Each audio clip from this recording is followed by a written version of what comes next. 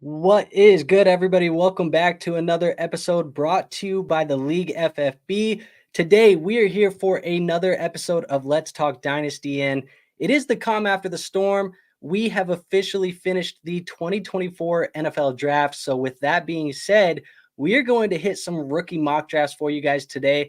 I have 3 rookie mocks that we will do with people from our Discord, people from the BDGE Discord, all over the place. If you're a part of any of these communities that I am a part of, that we are a part of, you have a chance to participate with us today. So, with that being said, it wouldn't be a show of Let's Talk Dynasty without my co-host. So let's bring him into the building. MFGDs, how are you doing? I'm good, man. We're coming off an exciting 2024 NFL draft, and I'm ready to get some rookie drafts done. Hope some of you guys have rookie drafts going right now, or just starting up. Good luck to everybody. Hopefully, we could help you guys out with some of your decisions. For sure, man. So, like I said, we have 3 of them that we are going to be doing on stream today. We are all we're in all of these ones. They're all the same settings. So the settings that we are operating with today are pretty much standard settings for Dynasty Fantasy Football Leagues. If you do not use these settings, these are probably the settings that you should be using. It is 12-team Superflex, PPR, tight end premium, all of that good stuff. But let me share my screen because we have it loaded up. I want to put it on the screen. Let's make sure we can get this in here. Let me move this over there, go there, and we should be good with this one on the stream. So this is our first of the mocks. I will put a little message in here just to let everybody know that we're about to start. And War, do you have any immediate takeaways from the NFL draft right now? Like, I know you mentioned when we just loaded up our stream that you didn't really like a lot of the landing spots. I did not. I feel like a lot of the guys that I have slotted in certain tiers, I feel like they went to very shit locations where either they're going to be in situations where there's a ton of mouths to feed, or they're behind other guys in the lineup. So that being said, I'm still going to follow my board. Location be damned. Fair enough. Well, you have the 101 in this mock draft, so I'm going to hit start draft. We will start from there. Talk me through it, man. Who are you going with the 101? Typically, I would go with Caleb Williams, but since I'm following the WCD2, that's the War Collected Data Draft, draft data, I'm going to go with Marvin Harrison here because he is my number 1 player on my board with a collected data score of 1.6. All right. Well, that's what you're going to do. I don't hate it. I think in that top tier for me, it's 2 players. It's Caleb Williams. It's Marvin Harrison Jr. I lean with Caleb Williams as the number 1 pick. He is the number 1 player on my final rankings list that I have right here. But he's in the same tier as Marvin Harrison Jr. So I don't think you can knock either way. It's going to come down to team-dependent options, whether you are a team that needs a quarterback or you're a team that needs a wide receiver. That's probably the 2 choices that you will be making here, the 101 and the 102. And honestly, with Marvin Harrison Jr., a guy who got one of the best landing spots we could have possibly imagined for him. He gets to play with Kyler Murray as the number 1 option. It just feels like this is a match made in heaven. Yeah, absolutely. I think this is a no-lose situation for Marvin Harrison.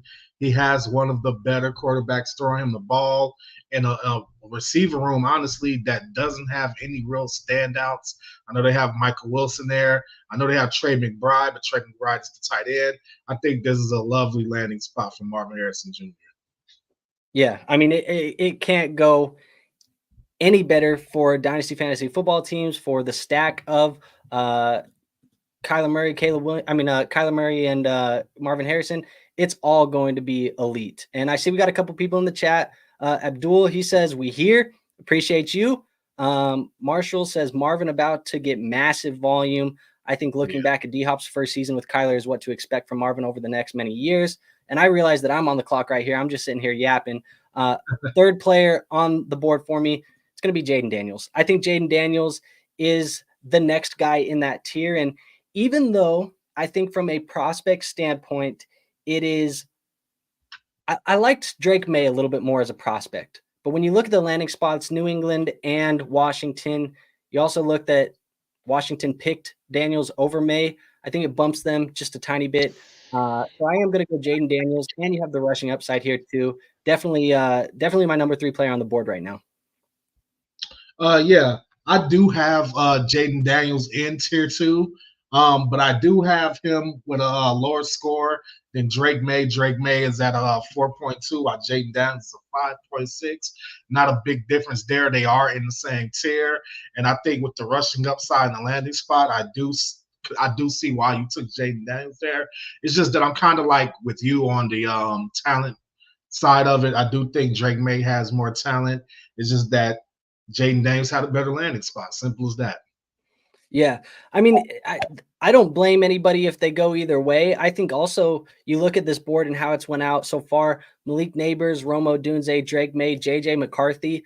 I think all of those guys, including Jayden Daniels, I think almost all of them are in the same tier. They all almost feel interchangeable to me. How do you feel about those guys being in the same tier? Do you agree with that assessment, or do you have somebody in a different tier?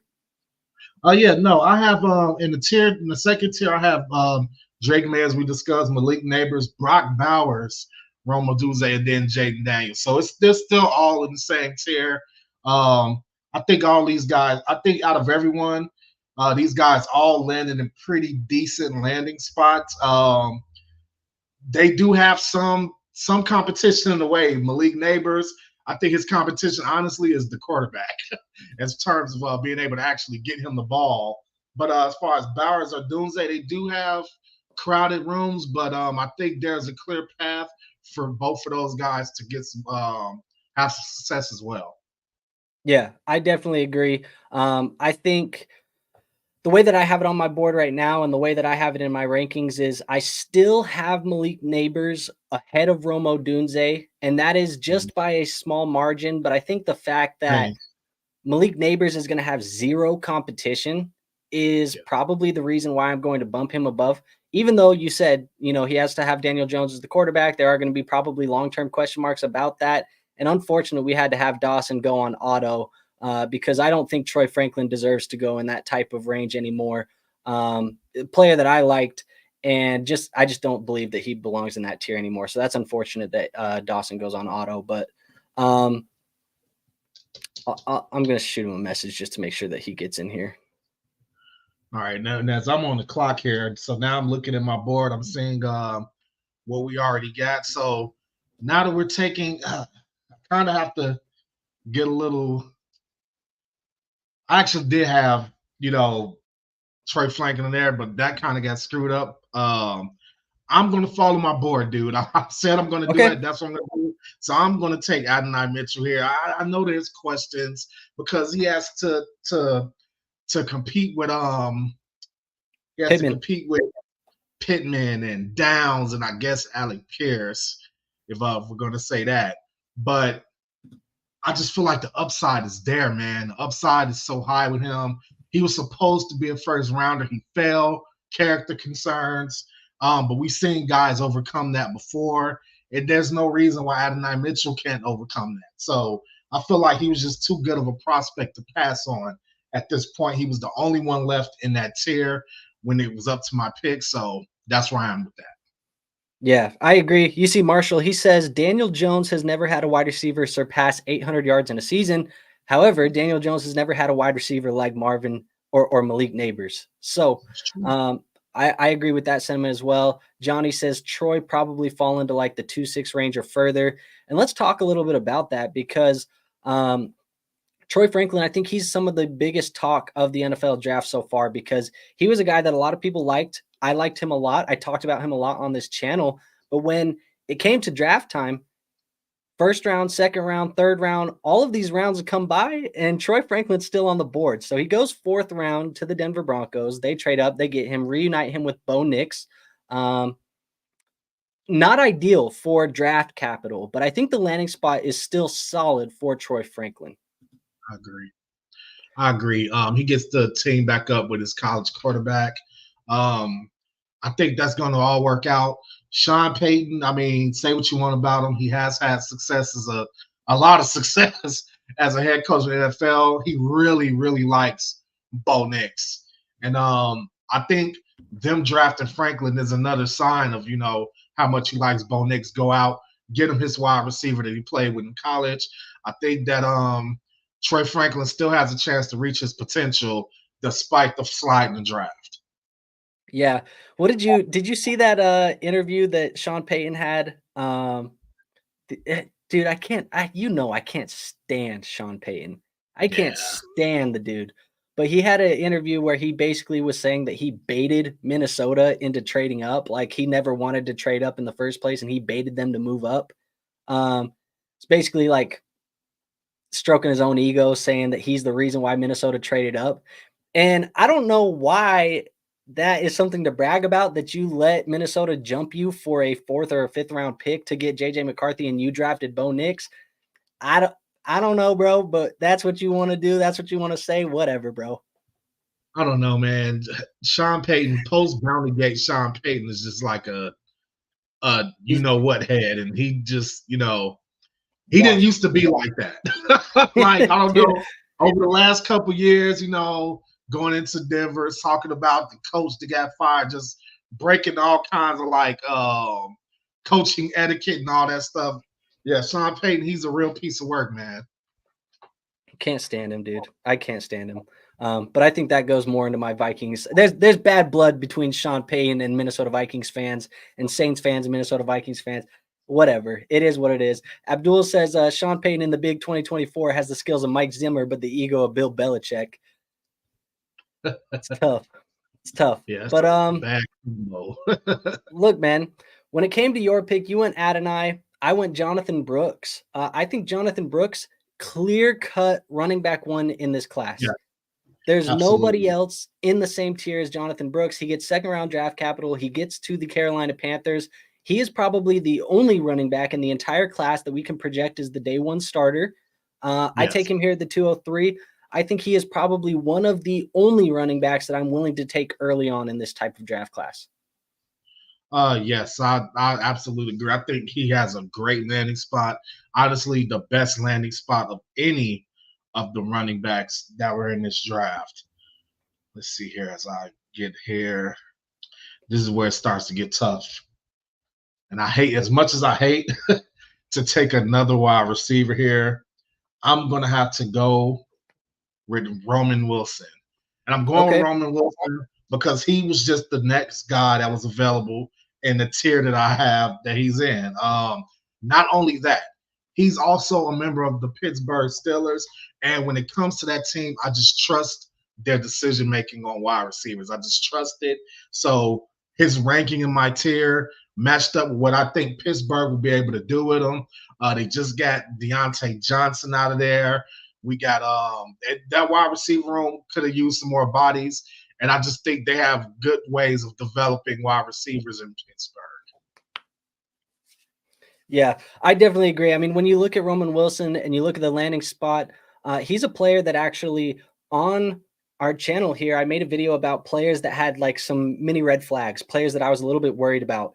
And Roman Wilson actually made that list because I felt like Roman Wilson was the type of player that needed a specific coach, a specific scheme to utilize him to his strengths, because he is kind of a one-trick pony.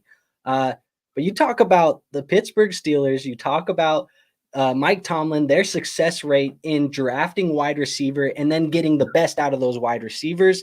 You couldn't have picked a better situation for Roman Wilson. So definitely a player who I can see the upside here in Pittsburgh. Definitely somebody that I think will be used properly by a guy like Mike Tomlin. I definitely agree with the landing spot there, and I definitely agree with the pick. I think that's a good, solid pick for you. For me, I ended up going with Malachi Corley.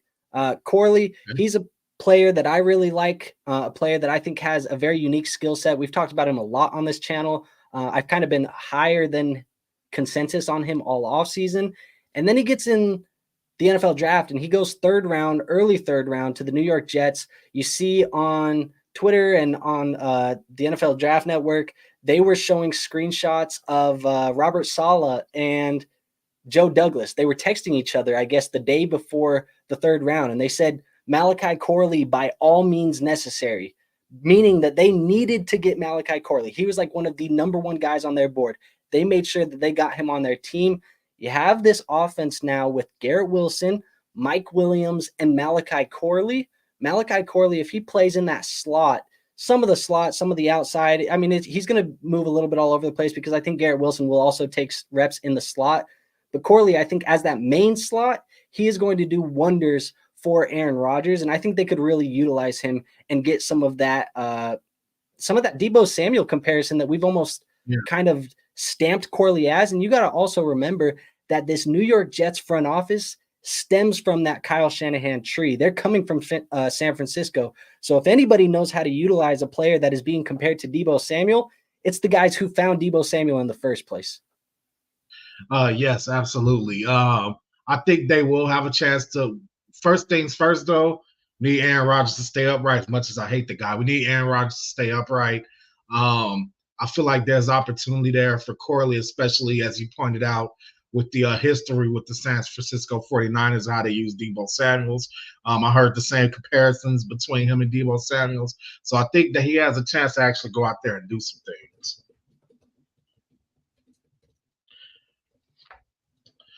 Who am I going to go with here?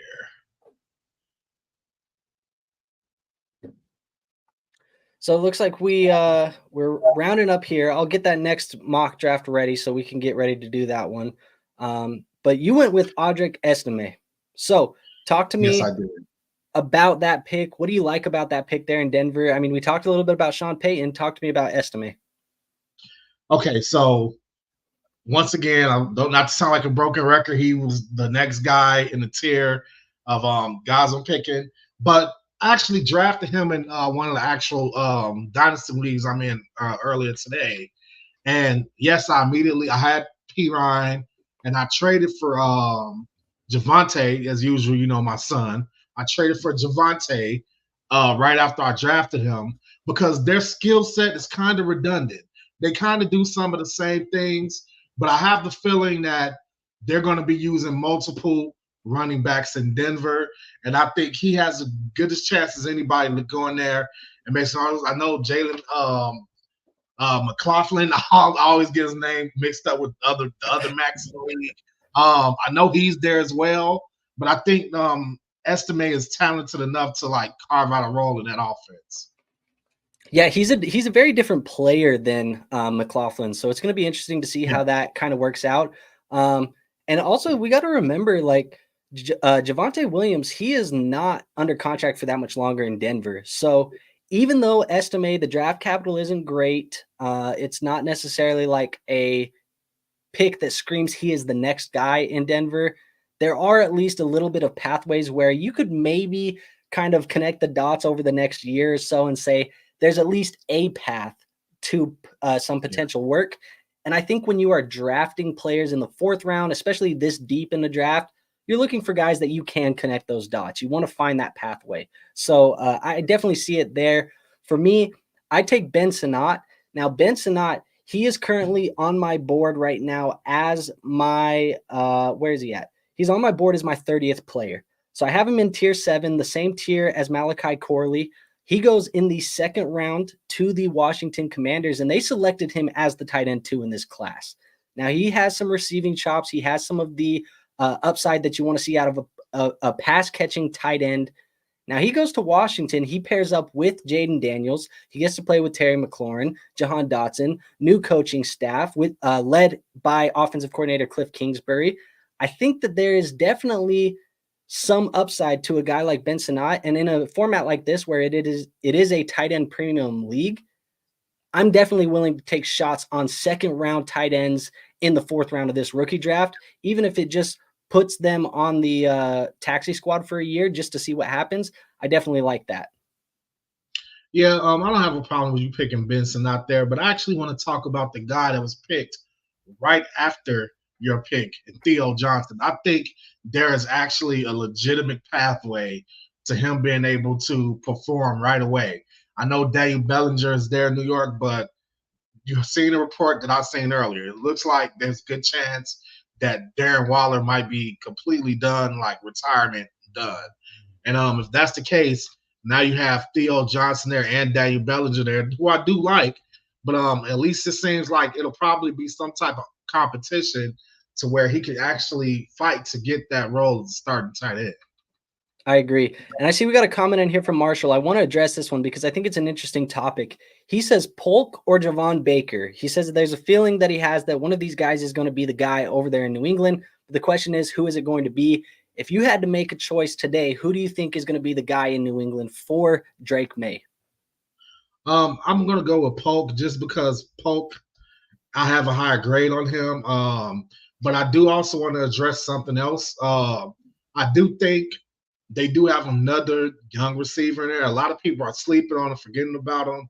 Demario Douglas did do pretty well with what he had last season in New England, so I wouldn't exactly count him out as far as being able to fight to be that number one guy over there.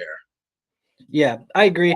And I think also we got to remember too that when you look at the draft capital that they spent on both of these guys, they went to go get Jalen Polk in the second round. Like, he was their guy. So I think that's definitely worth noting as well. Something that I think should hold some weight in the way that we are valuing them.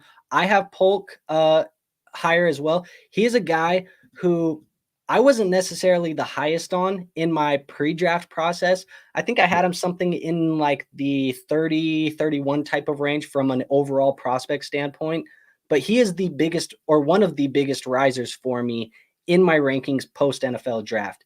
He is now sitting at my 22nd player overall in my rankings. He's moved up like 7 spots or something like that. So definitely a player that I think has some opportunity, because we talk about that New England depth chart and who the hell is there? Like Juju Smith-Schuster, Demario Douglas. Like, sure, we might like Demario Douglas a little bit as a slot wide receiver, but somebody is going to be there and be a big difference maker for Drake Maye. Somebody has to be the number one if Drake Maye is going to be what we want him to be. And their draft capital says it's going to be Jalen Polk. That's who they chose to be Drake Maye's number one. Yeah. It's kind of crazy too, because they also just paid what's the guy who tore his ACL? I get the New England wide receivers are so nondescript that I don't know one from the other. Kendrick Bourne. Kendrick Bourne. They did pay him. So I mean, we'll see. It's going to be an interesting camp battle for sure. But amongst all that, I agree with you 100%. They went up to get Polk. They spent the draft capital on him. So no matter who comes down with being the top guy over there, Polk is absolutely going to get the opportunity to be the number one. Totally agree. Now I'm going to share this screen again. We'll start our second mock draft right here because we got to keep getting through these, man. So let's pull this one up here. Let's add this to the screen. You guys see it. We got it filled out. We got a question here from Trey, though. He says, how are you feeling about the Panthers rookies for fantasy right now? We got Leggett and Jonathan Brooks. I know you and I both said the number one for Jonathan Brooks, but how do we feel about Leggett? Not super high on Leggett. I know you aren't either. Him going to Carolina, I think they even had the opportunity to take Adonai Mitchell. If I'm not, correct me if I'm wrong. They could have took Adonai Mitchell. They didn't. Don't know why they took Leggett over Adonai Mitchell. We'll see what happens. Not super duper high on Leggett, but love Jonathan Brooks. They need that number one guy in the running back room. Yeah, and he says JT Sanders as well, a guy that I had as my second tight end in my rankings. How do you feel about JT? I like JT. They do have a young tight end there, but I don't think that tight end is going to be a big factor. I'm sure they'll say something like, "Oh yeah, open competition," but I think JT is definitely the tight end to start over there. I agree. I see we got Dawson in here. He was not in the first, or he was in the first one. He went auto, so I'm hoping he gets on here, dude. He joined all of them, and then he's on auto for all of them. So whatever. I do see we got a question from Abdul. He says, do you guys take into account a team's scouting abilities when you think about their player and their situation? Like you guys said with Roman Wilson having the Steelers scouting ability. Do you take that into account when you are looking at prospects? I absolutely do. Like, for example, I'm a Bears fan. Everybody knows that. when it comes to offensive linemen, I 100% trust them. When it comes to wide receivers and the Steelers, I 100% trust them. Sometimes you just know that a team is good at drafting a position, like the Ravens with linebackers and things like that. So I absolutely take the scouting abilities of certain organizations into account when I'm making a pick. Yeah, I agree. So I was with my pick here in this one, I went more towards the middle. Obviously, last draft, I was more towards the where was I? Was I in the end or was I in the beginning? I can't remember. You were near the beginning, I Near the believe. beginning. Yes, because I think I took Odunze. Or no, I took Daniels. So now I take Maye in this one. I take Maye at the 107. With that being said, we've talked about the landing spot in New England. I think people are going to fade Drake Maye, and we've been seeing Drake Maye get faded a little bit too because of this landing spot.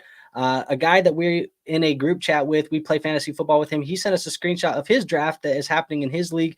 Drake Maye was available for him at the 108. This feels a little bit like it might be overreaction. This is a guy who we all had deemed as the number 2, the number 3 talent at the quarterback position. And I get it. This class is very, very strong. But fading him outside of the top 7, top 8, top 9 players feels like a mistake. It feels like we could fall into similar territory, and don't hear what I'm not saying, people. Feels like we could be falling into a similar territory where CJ Stroud was being faded last year because of landing spot. Everybody said, well, I don't want to draft CJ Stroud because the Texans suck. Mm-hmm. I'm not saying that Drake Maye is going to do what CJ Stroud did, but we have seen that be faded in the past, and we've seen that be the bad decision. So I'm just saying, let's not make that same decision with Drake Maye. He's still a very talented prospect, has all the tools. Now the landing spot, it needs improvement. We'll see what happens with Jalen Polk. We'll see what happens with Javon Baker. If you looked at that Texan spot last year, you would have said, well, we don't really know what they have in Nico Collins. We don't really know what they have in Tank Dell. Things change, and things can change rapidly. So let's see what happens with Drake Maye. Still a player that I think should be drafted in that top 7. Yeah, 100%. I'm actually in another league. We're in the league together. And just based on your words, now I know that this isn't going to happen. So I was actually holding out hope in that league that, okay, maybe I could take Marvin at number 1, and then somebody will let Drake Maye slide to number 8 where I'm slotted. And, yeah, that's not going to happen on your watch. So, yeah, I think that's way too far down. And also, I took Brock Bowers right after Drake Maye, and I think that's too low. Let me tell you guys something. There's 3 generational players in this draft to me. One of them, Caleb Williams, Marvin Harrison Jr., Brock Bowers. I understand quarterbacks are cool, wide receivers are cool, but Brock Bowers has the chance to be just as impactful as these other guys. Yeah, he's on the Raiders with the other kid from last year. I have him on one of my teams too. Yeah, but he's a different type of tight end. Like, he could play a completely different style, and I think he can eat, man. I think he can eat, and I think me getting him where I got him, I think that would be a very positive outcome for anybody who's able to get Brock Bowers that low. Yeah, I agree. And I think also just falling in the same bucket as Drake Maye, where a player that all offseason we talked about is this really good prospect we were very excited about, and he gets a little bit of a less desirable landing spot, and then people fade. So again, let's trust the process. Let's trust the scouting. Let's trust everything that we thought about Brock Bowers, and let's not fade him into oblivion. I've seen people move him down rankings, and I moved him down my ranking just a tiny bit. I think he went back 1 spot. But that's as much as we can move him, guys. We can't move him too much further. I think I swapped him and Brian Thomas. And if you had a need at tight end, I'm all for you just taking Brock Bowers. They're in the same tier. Doesn't matter to me. So with that out of the way, I mean, let's look at this pick right here. My next player on the board is going to be Michael Penix Jr. He is the best player on the board for me. Now, this was one of the craziest, one of the wildest picks that I think we can remember from a very long time. Michael Penix goes to the Atlanta Falcons 8th overall, just about a month after they have signed Kirk Cousins to a 4-year, $180 million contract, $100 million fully guaranteed. I mean, look, man, they said, the GM said, the coach said that they looked at the Jordan Love blueprint and they said, that's what we want to do in Atlanta. Now, what does that mean for your rookie drafts? How are you viewing Michael Penix? To me, this is it's a investment. You're buying in on a penny stock, because the reality is, if Kirk Cousins isn't there and Michael Penix gets this draft capital, we're talking about him in the same range as Brian Thomas. We're talking about him in the same range as Brock Bowers. Like, that's the type of draft capital that he would get in your rookie drafts. Because of the weight and because us having to wait, we're going to be able to get him here at the 207, 208, 209 type of range. It's an investment. You throw him on a taxi, but there could be a massive payout at the end. How do you feel about Michael Penix in Atlanta? I feel pretty bad about it. I don't think Atlanta should have drafted him at 8. But like, there may have even been an opportunity for a slight trade down and draft him. That's just my non-fantasy idea on them drafting Michael Penix. And I think that is just a horrible. Okay, Kirk is 36. I get it. Off of Achilles.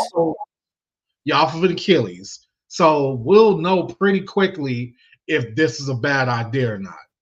We'll have that data pretty quickly. But if Kirk goes out there and it's business as usual, the pick will just it'll be horrible as it looked at first glance. Michael Penix, he's an older prospect. Kirk, what if Kirk plays? How long is Kirk's contract? 3 years? 4. 4 years. Let's say Kirk plays out his entire contract. Somehow he still has a little left in the tank as it gets closer to age 40. And now we got what? Now we're talking about Penix being what? 28, 29, 30, somewhere around there. And that's going to be the guy you're going to turn the keys over to your franchise. I just think it was just a really silly draft pick, if you ask me. We talked about it a little bit on the BDGE channel because Nick, he's an Atlanta Falcons fan. So being there live in person with that happening was one of the craziest things that I've ever been a part of. There's a screenshot that I have on my phone of Michael Penix being drafted, and Nick has dropped a microphone. His face is just biggest eyes you've ever seen. My hands over my mouth. Jack, who is the CEO of Snapback Sports, he had a lot of money riding on Atlanta drafting defensive end, and so he lost a bunch of money. His hands in his face, dude. It was bad. But I do think it's something where they tried to galaxy brain. They thought that they were going to be really smart and this might pay off for them. But this also has the chance of going back, and you look at this and you say, it's one of the worst picks we've ever seen of all time. It has that type of. How about Arthur Blank wanting an explanation about what the hell exactly was happening? That was hilarious to me. Like, hold on, we signed Kirk, but you just drafted him, and what are we doing? And he's like, well, you dropped the 10, you carried a 1. Like, break it down to him. Oh man, it was ridiculous. I agree, man. All right, Johnny says he might sit for 2 years, but the next 2 draft classes won't have too many quarterbacks at his skill set, in my opinion, and he has youth. I get it. I see the path. And also, I've heard rumors about how technically the Atlanta Falcons are still being investigated for tampering. That is something that is still under investigation. And we saw in a similar kind of punishment that the Miami Dolphins had. Remember, they forfeited their first-round pick when they were messing around with Tom Brady? Yeah. Somebody said that Atlanta could potentially lose their first-round pick next year. So this was okay, we got to get our quarterback now because we might lose that pick later. Here's my question, though, and regardless of how you feel about him, whether you think he sucks or not, or how you feel about him, my question is this. Why the hell didn't the Falcons just fork over a 4th or 5th round pick for Justin Fields? I don't get it. They could have still had. I don't know, man. I don't know. I get that you might have would have had to pay him, but they could have did the same thing the Steelers are going to do: sit Fields the entire year, not pick up his 5th-year option, get him on the low in the offseason, re-sign him. I don't know, man. Marshall says, I understand the circumstances are a little bit different, but this is the exact reaction everybody had when the Packers drafted Love. And I get it, But also, Jordan Love was the final, like one of the last couple picks in the first round. This was a top 10 pick on a team that is ready to roll. But I don't know. Marshall says, "Is War joining the Hollywood Huddle? We got a startup ready, War. I don't know if you're taking more leagues, but if you are, we can talk about it off stream." All right.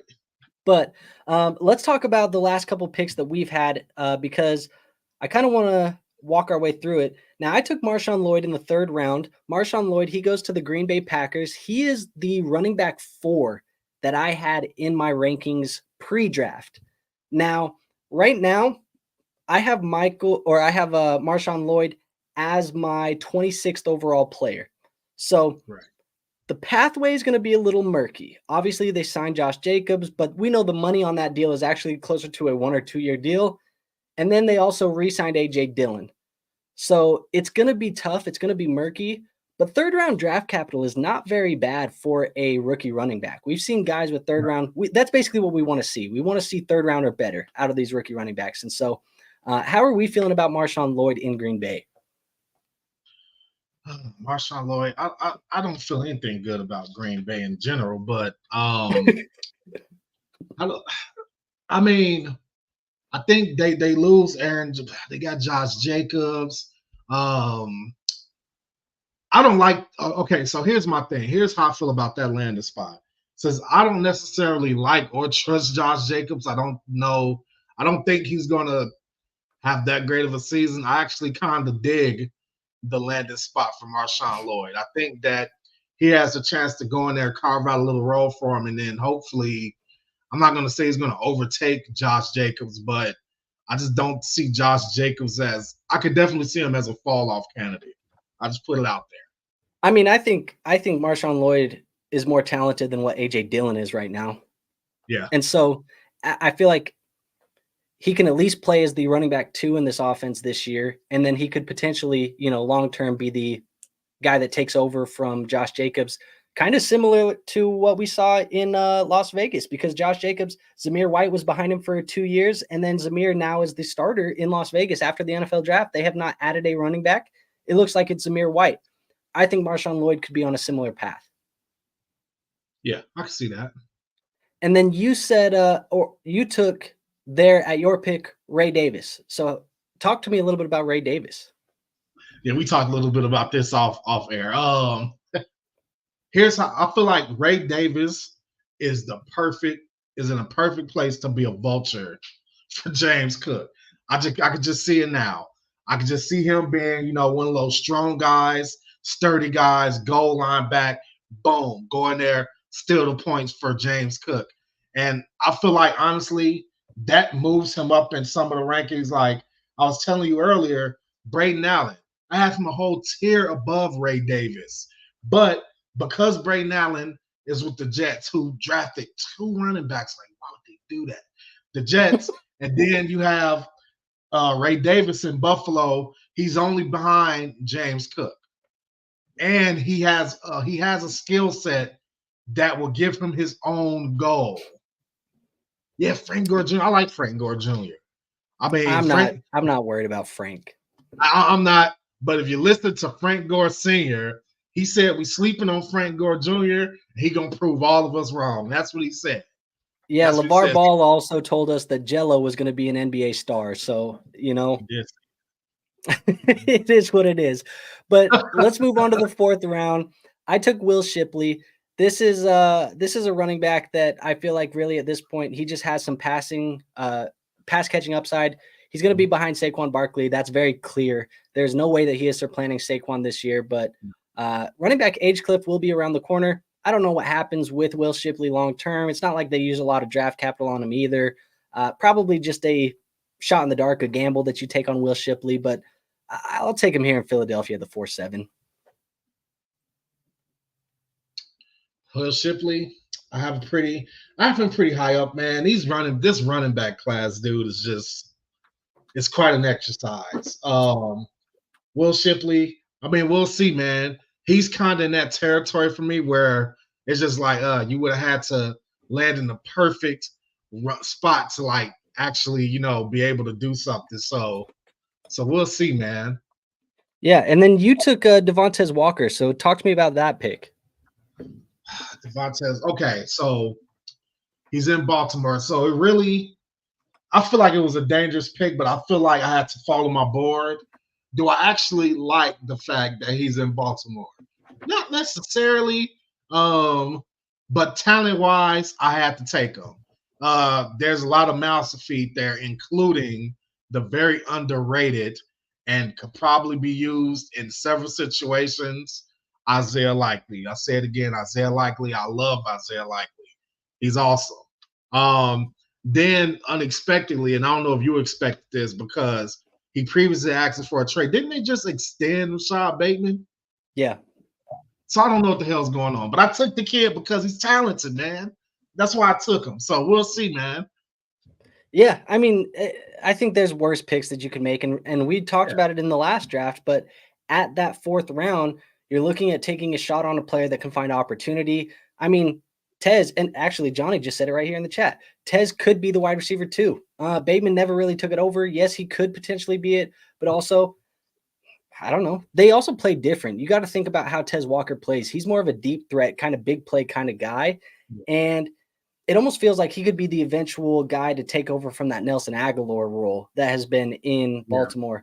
Yeah. And even though that probably doesn't sound fantastic because nobody really wants your prospect being compared to Nelson Aguilar, but I think that's more of kind of the fit that he could be for them long-term because Aguilar only came back on a 1-year deal, I think. Yeah, we'll see. I definitely think he's going to be in competition for anywhere other than wide receiver 1 for that team. But then we also have to question the 2 tight ends, like their role, their value that they're going to get. And, we'll see, man. You never know with these things, man. Sometimes talent just rises to the top, and it doesn't matter where they are or who's ahead of them. Agreed. So let's pull this last one on. We have this. Let's see. Let me switch it back over here. We'll go here and bang. All right, so we have this mock draft here. We have both picked towards the back half. So we've done one. I don't know if people have been paying attention, but we did one early, we did one middle, and we did one late, just kind of to give you guys all different strategies and talk about different players in those ranges. So with that said, let's start this mock. This one's going to be a little bit different, I'm sure. We have, I don't know, so far of the 2, based on where you were drafting, did you have one that was a little bit better, do you think? I'm gonna go with the first one because I got Marv. So I mean that definitely, I feel like I definitely got the party kicked off right by drafting Marv. Could have took Caleb, but yeah, I would say my first one was my favorite one, even though I really did like being able to grab Ray Davis because I think he's going to do some big things in Buffalo. Hey man, I liked Ray a lot in the pre-draft process. But we'll see here. We got Abdul says loved Bateman because he went to Minnesota, but dang, bro, really might not be him. You got Chuck who said me and Andrew were just team Bateman, man. I feel like he was the most complete. Like he was that dude, man. I was so happy to draft him when he came out as a rookie, man, but it hasn't panned out. You also got some Jalen Waddle that class too, so you made out all right. I got a lot of Bateman, and I got a lot of who was the other guy in that class that I got a lot of? Can't remember. But I got a lot of Bateman, and I was not happy with what was it Rondale Moore the same class? It wasn't Sky Moore. No, I can't remember. I don't know. The more you know. But Abdul says, I was team Bate too, man. Had him in all of my leagues. Was supposed to be so good coming out of college. So, yeah, man, sometimes that happens. I mean, whatever. It is what it is. That's the reality, too, of these rookie picks. And we got that dude Jay sitting here on the clock. Hopefully he's not on auto either. Look, man, if you join these mocks and you get put on auto, you're banned for life. I can't have you back. We can't be doing this. You can't be doing this, man. So I'm keeping a list of you guys. And as I say that, he makes a pick. So good job, Jay. But let's see, man. I'm interested to see who falls here at that 111 because My guess is I'm going to end up going a guy that a lot of people are not picking at this range, but I feel like his value is, and this is almost guaranteed to be an auto, I feel like at this point. But let's see. We got Abdul who says other than Thielen, who really put it on for Minnesota, got us looking bad. So, hey, man. Yeah, I don't really know who a lot of other Minnesota guys coming out are. We got a lot of Vegas kids, man, that have been good in the draft for a long time. Yeah. If you guys have not, if you don't know, War and I, we're from Las Vegas, Nevada. We got a lot of, well, that's where we reside. I know War, you're from Chicago. From Chicago. Yeah. But we got love for the Vegas kids, man. And speaking of Vegas kids, we got one in this draft, Odunze. And so perfect pairing. Vegas kid playing for the perfect. Oh yeah, that's got to be like one of your favorite players now at this point, I'm sure. Yes. So we also had Dalton Kincaid, who's a Vegas kid. A couple other guys over the last couple of years, Daniel Bellinger, some other guys that came out, Dorian Thompson-Robinson. So we got some Vegas kids in the league, but Xavier Worthy, he goes here at the 110. That leaves my pick here, and this is probably going to shock a lot of people. So we're going to talk through this a little bit, War, but I think the best player on the board is going to be Bo Nix. And the reality is that I don't think that Bo Nix is more talented as a football player than maybe some of the other guys in this tier. I think it's more exciting to draft Xavier Worthy. I think it's more exciting to draft a guy like Ladd McConkey in Los Angeles. But the reality is we play in Superflex, and the draft capital of Bo Nix tells us that Sean Payton, whether you agree with it or not, Sean Payton has said, this is my guy. This is my starting quarterback. And when you get a starting quarterback, you draft them in Superflex. It just is what you do.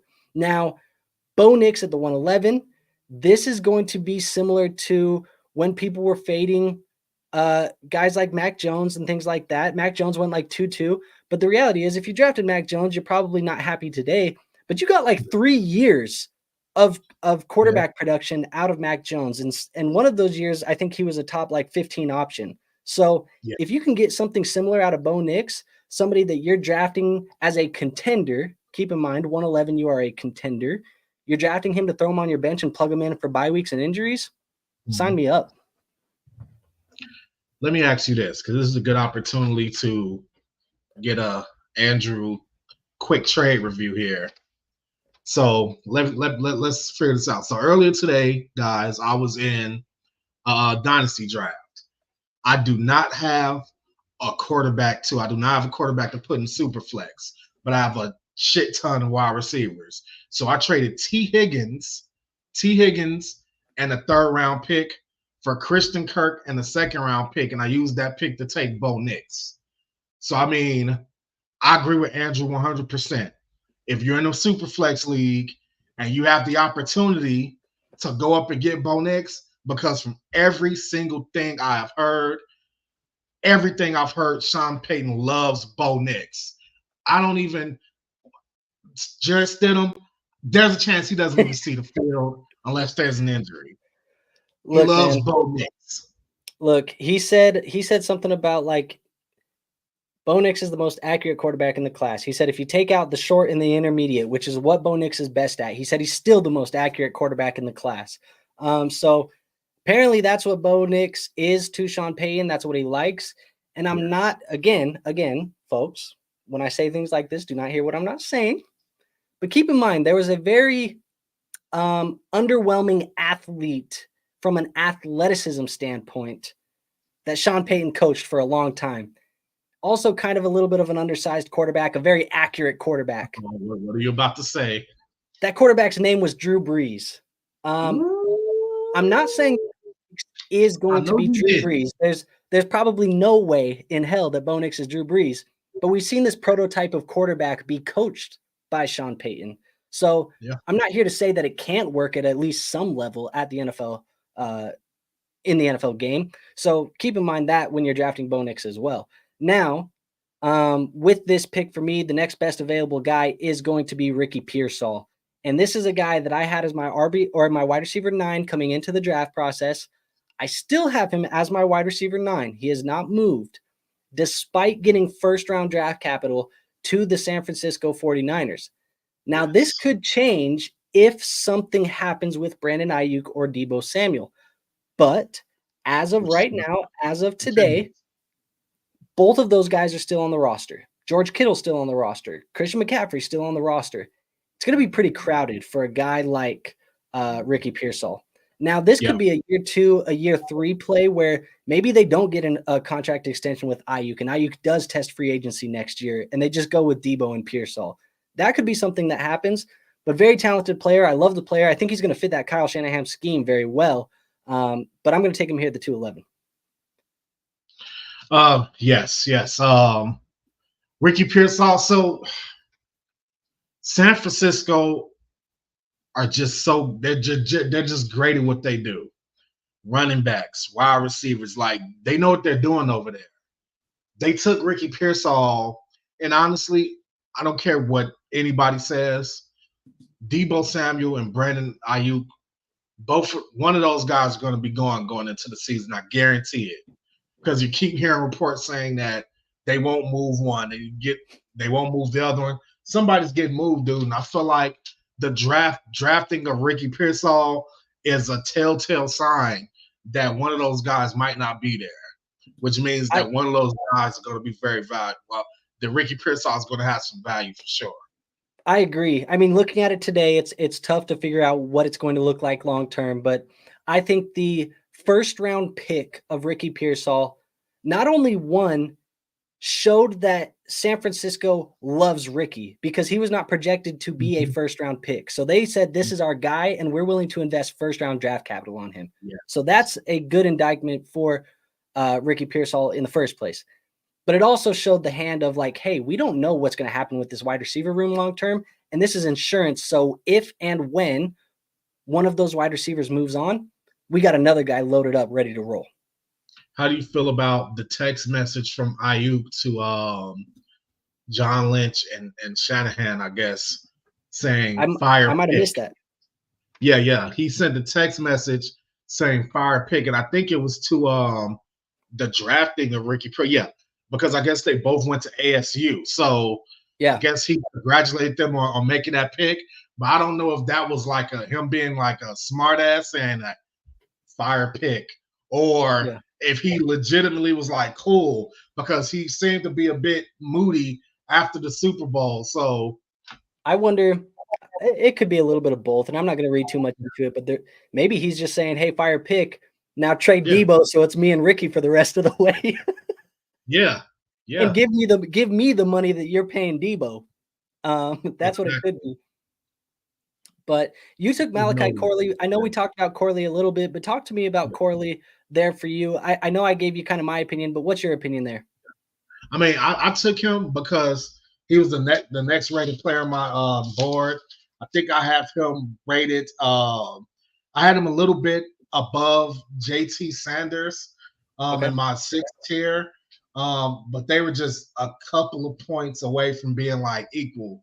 And I think that I took him for some of the same reasons you said, the familiarity with Shanahan offense, him playing like Deebo, him being able to carve out that role with the Jets. And I just think that he was the next guy up that on my board, and I think he was a good fit there. Okay. Well, you're back up on the clock. What are you thinking about doing here? Man, I've been avoiding Braden Allen all day. I'll let you think about it. I'll talk a little bit about Jalen McMillan, because I took Jalen McMillan, and technically on my big board, the next best available player was MarShawn Lloyd. But for the sake of this video, the sake of this draft, I wanted to talk about somebody different, because I already went into detail about how I feel about MarShawn Lloyd. So I will take Jalen McMillan, and you took Bucky Irving. So we're both going to stay here in Tampa Bay. This is the pick. This is what we're going to talk about. Yeah. Now, Jalen McMillan, 3rd round draft capital. I currently have him as my 28th player on my board. He goes to the Tampa Bay Buccaneers. We know that the Tampa Bay Buccaneers, they just paid Baker Mayfield. They paid Mike Evans. And there's something sitting on the horizon, which I don't think a lot of people are privy to right now. But Chris Godwin is in a contract year. This is the final year of his contract. And although there's guys like Trey Palmer that some of us like, and there's guys on this roster that we all want to break out, Jalen McMillan can fill that slot role for the Buccaneers long-term very well. He plays very well in the slot. He's a very good slot wide receiver. And that's where actually Chris Godwin does a lot of his damage. So this isn't necessarily a play that I think is going to pay off for you in year one. But if you take Jalen McMillan in the third round, maybe you're looking at a guy who can be the long-term starting slot wide receiver for Tampa Bay next year if Chris Godwin leaves in free agency. Yes, I think it was kind of a telegraph move that maybe they might want to move on from Chris Godwin. Chris Godwin has not been the same since his injury. He just hasn't. He hasn't been that guy that could put up those huge fantasy numbers. Mike Evans, Mr. Consistency. He's going to get his. But I feel like Godwin just hasn't been the same guy. Now he's in a contract year. Now they've drafted 2 young wide receivers. And I think they're preparing for the future on the fly. And I don't think Chris Godwin's going to be a part of it. Fair enough. And then you take Bucky Irving. He's being drafted. What was the draft capital for Irving? He was a 4th round pick at the back end of the 4th round. He goes to the Buccaneers. Yeah. How do you feel like he's going to slot in there with Rachaad White? I feel like he's going to – okay, so something that has to be admitted here is that it's probably over for Sean Tucker. Because last year he was a sleeper. He was like, he had a chance. And I feel like now we get to get Bucky Irving in here to come be the legitimate backup to Rachaad White. Rachaad White was awesome last year. But now we're going to get to see if Bucky Irving can go in and make some noise. Yeah, I agree. I think he's going to complement White pretty well. To be honest, I've seen some people that are using this Bucky Irving pick as a reason to fade Rachaad White. That is not something that I would be doing. I don't necessarily feel like Bucky Irving is that big of a threat to Rachaad White's workload here in Tampa Bay. I think you hit the nail on the head there. They have not had a backup running back worth a damn for like 2 years. So the reality is they needed to bring somebody in to kind of be a backup in case Rachaad White gets hurt. Sean Tucker, fun story, a guy that we all had high hopes for. It hasn't worked out. Bucky Irving, probably better in the passing game than he is running between the tackles. I think he's going to complement White very well, and I think they can have a little bit of a 1-2 punch there. Probably 70% of the workload going to White and 30% going to Bucky Irving. Rachaad White still, I think he can be a low-end running back one for your fantasy roster still if he gets the usage that he got last year, and even if he gets a little bit less usage than he got last year. Yeah. And I feel like that. I just feel like that lane for him, that role for him is right there. And I feel like it's a youth movement they're building slowly, quietly in Tampa Bay, and I think he could be a part of it. Him with Rachaad White 1-2 punch. I agree. And Jaylen, I see you in here. What up, man? We got Braylon Allen for me at the 411. You said you've been avoiding Braylon Allen. Yeah. I picked him. Technically, best player available on my board was Will Shipley, but we talked about Will Shipley in the last mock, so let's talk about Braylon Allen a little bit. Braylon Allen, a guy that a lot of people were very high on because of the early production at Wisconsin. Braylon was a true freshman breakout, very young running back, somebody that a lot of people were very excited about. Doesn't do a lot in the pass catching game, hasn't necessarily had that be a big part of his resume. Now, with that being said, I was not very high on Braylon Allen pre-draft. I had him as I think the 29th overall player on my board pre-draft. He is one of the biggest fallers for me post-NFL draft. He has fallen 12 spots in my rankings. He is currently now, I think, 41 overall. He is my 41st player. Now, I obviously got him at a little bit of a value in this draft because if he's 41 and I got him at 47, whatever. Yeah. The reality is Braylon Allen, he is being drafted in this situation with not only not great draft capital, it's not good draft capital for a running back by any means. He's also going to a situation where Breece Hall is the bona fide blue chip dynasty running back, NFL running back. They're going to use Breece Hall as long as he's able to be used. Braylon Allen is probably a handcuff, and that's it. That is probably the best case scenario for Braylon Allen. And I think what makes me a little bit more worried for Braylon Allen as well, Not that he's not worthy of a pick right here. I'm still willing to take Braylon Allen at this pick. I'm also more willing to take Braylon Allen if I roster Breece Hall in my dynasty leagues. But they also took Isaiah Davis, a running back in the NFL draft as well. So I don't think it's necessarily guaranteed that Braylon is the guy who wins. I think he's going to have to compete with Isaiah Davis in camp, and whoever is the better out of those guys in training camp most likely gets the backup job to Breece Hall. So I think that's worth monitoring. But Braylon Allen, talented player. It hasn't added up. It hasn't been anything we wanted in this draft cycle. He was even posting stuff on his own Twitter account, propaganda showing that if you draft me, you also get an emergency quarterback. I'll tell you right now, if you're drafting that, or if you're tweeting that you're an emergency quarterback, your draft process is not going very well. So it is what it is. But I wanted to talk about Braylon Allen. You said you'd been avoiding him. You must not really like Braylon Allen here, right? You know what's crazy is that I'm not even avoiding him for any of the reasons you listed. Why are you avoiding him? Because I can't sit here and definitively say that him or the other kid that was drafted can beat out Izzy Abanikanda for the backup role to Breece Hall. I can't sit here and definitively say that. Fair. I mean, that's really a 3-horse race. I don't think it's a 2-horse race. I mean, so I understand. Like, I can't remember what draft capital, if any, was used on Izzy Abanikanda, or if he was an undrafted free agent or what. But I think his story isn't done being written. I think he'll get a chance to compete for that backup role, even with those guys getting drafted. After I seen, what's the kid's name that was drafted by the freaking 49ers, in the second round and never got used? After I seen Trey Sermon. After I seen what happened to Trey Sermon, I no longer take draft capital into consideration when a running back gets drafted. Because if a running back get drafted, a running back can get shafted. And that's my saying when it comes to running back. So we'll see. Yeah, I agree, man. And then you took Eric All, tight end to the Cincinnati Bengals. Talk to me about him. I'm going to blow y'all mind.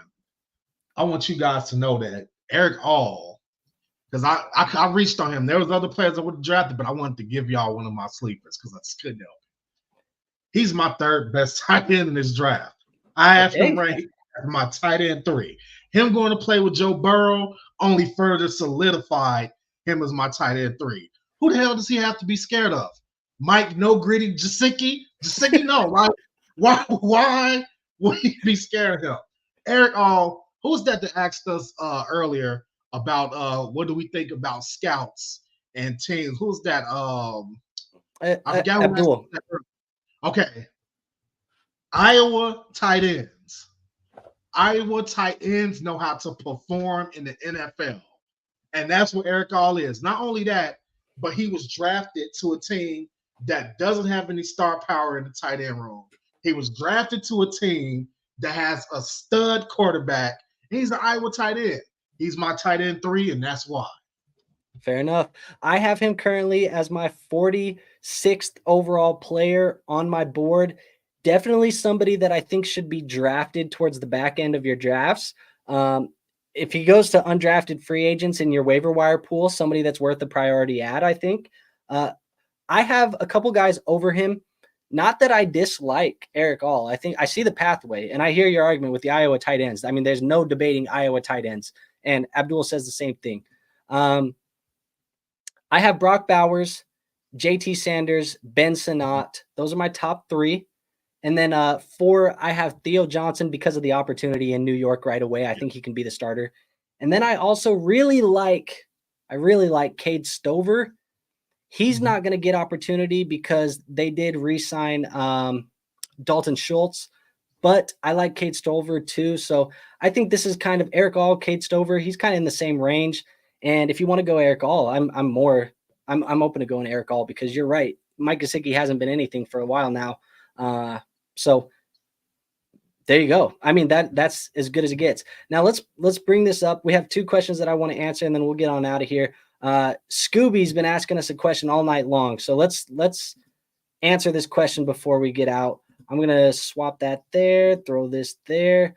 The question that we have is, Need help. In a Dynasty Superflex, would you trade away Josh Allen and DJ Moore for Tua, Tyreek, 2 future firsts projected late, and 2 future seconds projected late? What are you thinking, War? That's really tough. Anytime you're trading Josh Allen, that's really tough. And the toughest thing about it is those future firsts and those future seconds. I don't think you can get a player as good as Josh Allen with those draft picks. Hell no. Yeah.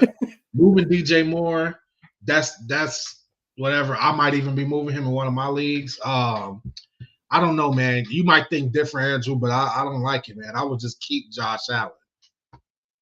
But we also don't know the context of his team either. So yeah, I mean it's tough to tell what the context of his roster. I mean, if you're a bad team that needs kind of needs to enter a rebuild, I can hear the argument for possibly considering that second half of the deal, but you wouldn't be keeping Tyreek. You'd be flipping him if you were going to enter a rebuild.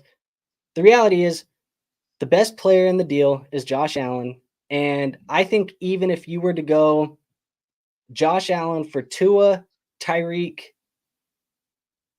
and one or two of those late firsts, you still might just lean the Josh Allen side. Because he's just that good. He's just that big of a difference maker. I mean, we're talking about an asset that is going to be what? At worst, the second or the third pick in a startup draft. Yeah. That's at worst. Like I could hear somebody say, well, they only have Keon Coleman and Curtis Samuel, so I'll take CJ Stroud over him. I could hear that argument, but like outside of that, what are you doing? You're going to go I just feel like you don't trade Josh Allen for this. If you're going to trade Josh Allen, you got to get a bag. And I get it. There's names like Tua, Tyreek, 2 firsts, 2 seconds. It's not enough. It's not enough for me. I'm not moving Josh. I mean, because when you really break it down, 2 future late firsts. I mean, so why wouldn't I look at those as like seconds? The 2 late seconds, I'm looking at those as like thirds. Then you're getting Tyreek. Okay, Tyreek, he says we're gonna play 2 more years or something like that. And then it's like Tua.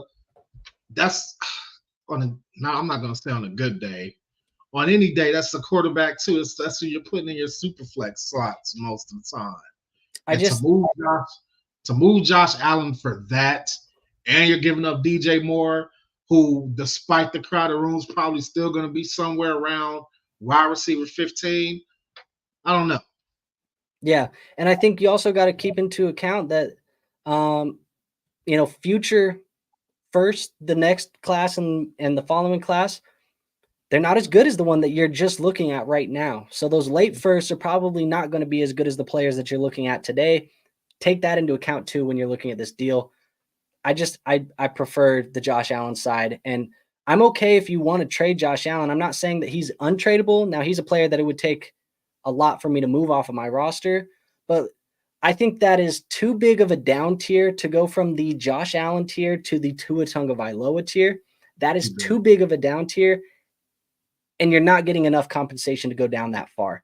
Now, if you want to move down, maybe moving down into the tier with like with Kyler Murray. If you want to go into that tier, you want to go into the tier with Justin Herbert, and then still get kind of that package or some of that package thrown back in there. It's a little bit better, but I think it's just too far down.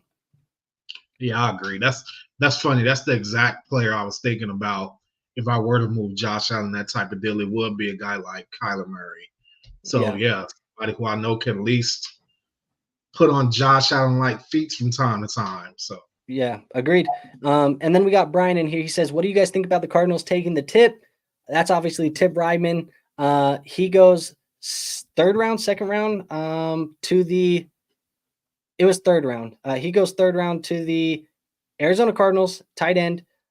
How do we feel about Tip? He's out of Illinois. Obviously, Trey McBride is there. I'll tell you how I feel. If you looked at the highlights, you looked at what Tip Reiman does, these dudes just drafted a guy to help them block in the run game. Reiman is not going to do shit to Trey McBride. He's not worth a damn in your fantasy football drafts. Currently, I think I have him too high, and he's my 59th overall player. I moved him up that high because of the draft capital. He's my tight end 9, so he's my 9th tight end. So, yeah. I won't be rostering him in any leagues, and I have Trey McBride in some leagues as well, and I won't be rostering Tip even if I have Trey McBride on my roster. So not really a big fan of that. But all right, man. Well, that is our episode today. Hopefully you guys enjoyed. Like we said at the beginning of the show, lots of rookie drafts coming, lots of rookie drafts starting or have already happened. Hopefully today gives you a little bit of an idea on how we are valuing some of these rookies. I am dropping on the channel tomorrow a full 2024 NFL draft breakdown. I will go over every single position, every single player drafted in the 2024 draft, tell you who I like, tell you who I don't like, tell you who's rising, falling, all of that good stuff. You'll see all of that on the channel tomorrow. So make sure you tap in for that. Later in the week, top 10 wide receivers, top 10 running backs coming. And also, if you guys want access to my full rankings, I have my full rankings up already in the Discord. You just got to join the Discord. The Discord is linked in the description. You guys can see my rankings in there if you want them for your rookie drafts.